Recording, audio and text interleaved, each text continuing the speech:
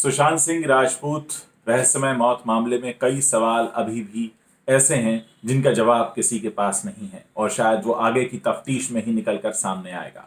पहली बात, रिया चक्रवर्ती ने लॉकडाउन के दौरान 15 करोड़ रुपए का ट्रांजैक्शन आखिर किस चीज के लिए किया? क्योंकि इस पूरे दौरान न तो किसी तरीके की शॉपिंग की जा सकती थी, ना किसी तरीके की होम डिलीवरी हो रही थी, ना किसी तरीके का इन्वेस्टमेंट हो सकता था।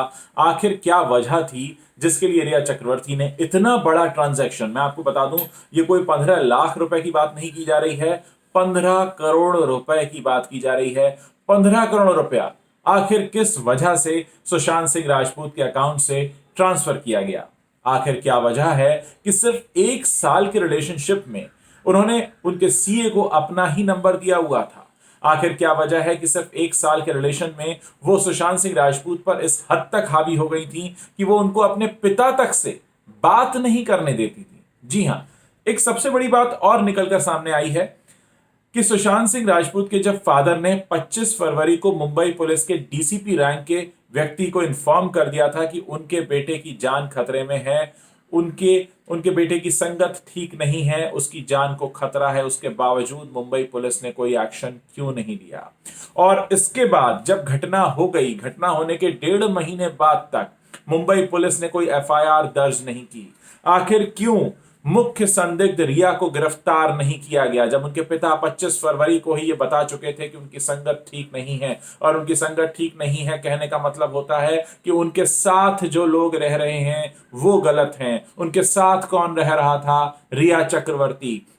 जब पुलिस को पहले से परिवार ने सूचना दी थी, उसके बावजूद पुलिस ने कुछ उस पर कदम नहीं उठाए, कोई एक्शन नहीं लिया। 25 फरवरी से 4 महीने बीतते हैं, 14 जून को यह हादसा हो जाता है। उसके बाद भी पुलिस गिरफ्तार नहीं करती है रिया चक्रवर्ती को और उसे बार बार पूछताछ के लिए बुलाया जाता है, बॉलीवुड के लोगों को बुलाया जाता है। इस बीच मुंबई पुलिस परिवार को फोन करके ये कहती है कि आप हमें 3-4 प्रोडक्शन हाउस के नाम और बता दीजिए, हम उनको भी पूछताछ के लिए बुला देंगे। मतलब ये कि एक पूरा तमाशा चल रहा था।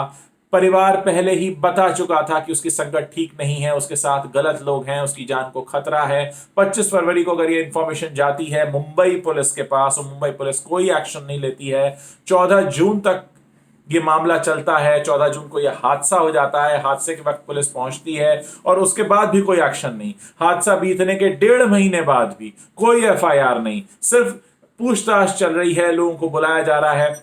अगर महेश भट्ट उस घर में आते जाते थे और परिवार पहले ही कह चुका था कि संगत ठीक नहीं है, तो क्यों नहीं महेश भट्ट से भी और कड़ाई से और पहले पूछताछ की गई? क्यों मुकेश भट्ट बार बार कह रहे थे कि ये परवीन बाबी की राह पर चल रहा है? क्या कहने का क्या मतलब था? क्या उनकी कोई प्लानिंग चल रही थी? इतना बड़ा फाइनेंशियल ट्रांजैक्शन क्यों होता है? और रिया ने अकेले ही ये सब नहीं किया। इस पूरे मामले में इंद्रजीत चक्रवर्ती, संध्या चक्रवर्ती और शौविक चक्रवर्ती, इन 3 लोगों को भी नामजद किया गया है। ये सब चक्रवर्ती परिवार के फैमिली मेंबर्स हैं जिन्होंने एक पूरी साजिश के तहत इसको अंजाम दिया। मैं आपको बता दूं कि शुरुआत में तो पटना पुलिस भी तैयार नहीं थी इस मामले को हाथ में लेने के लिए, लेकिन नीतीश कुमार के सहयोग से और बिहार के एक मंत्री हैं संजय झा, उनके सहयोग से यह संभव हो पाया कि इसकी एफआईआर दर्ज की गई।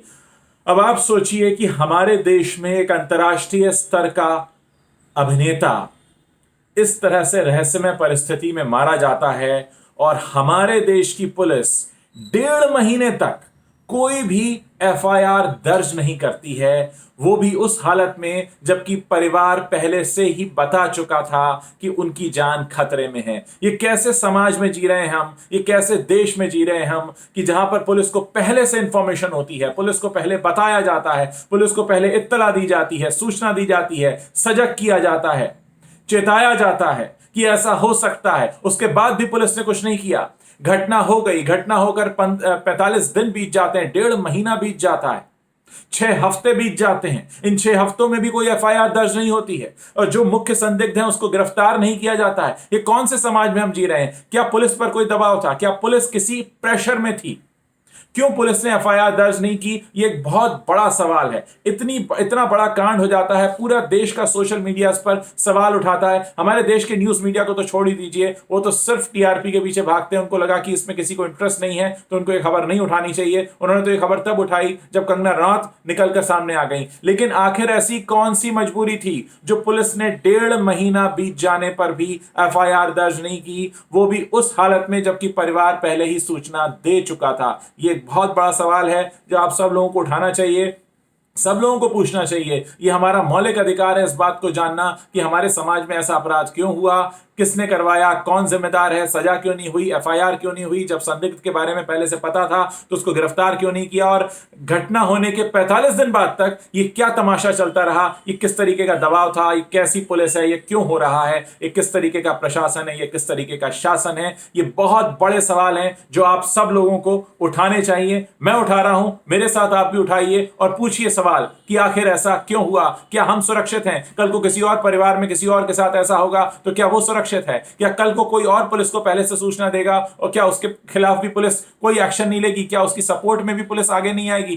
किस तरीके के शासन प्रशासन के बीच हम लोग जी रहे हैं? एक दूसरे राज्य की पुलिस आती है दूसरे राज्य में, और अब तो मुंबई पुलिस के पास और कोई चारा नहीं है, उनको सिर्फ कोऑपरेट करना पड़ेगा, उनको सिर्फ आगे आना पड़ेगा बिहार पुलिस की मदद करने के लिए। बिहार पुलिस बहुत मुस्तैदी से लगी हुई है, बहुत तेजी से लगी हुई है, और परिवार ने तो यहां तक कहा है कि उनको पूरा भरोसा है कि बिहार पुलिस इस पूरे मामले को हल कर लेगी। और सबसे बड़ी बात, उन फाइनेंशियल ट्रांजैक्शंस का भी पता लगा लेगी कि ये 15 करोड़ रुपया कहां, क्यों और किसने ट्रांसफर किया, इसके पीछे मकसद क्या था। एक और बात कि जो सोशल मीडिया अकाउंट्स में जो गड़बड़ियां हुई हैं उसकी भी जांच की जा रही है कि वो किसके कहने पर हुई हैं और उसके पीछे क्या मंशा थी। मुझे लगता है हमने बहुत जरूरी सवाल उठा लिए हैं कि आखिर पुलिस ने जानकारी होने के बावजूद कोई एक्शन क्यों नहीं लिया? क्या पुलिस दबाव में थी? किस तरीके की जांच हो रही थी? क्या हम आगे अब भरोसा कर पाएंगे?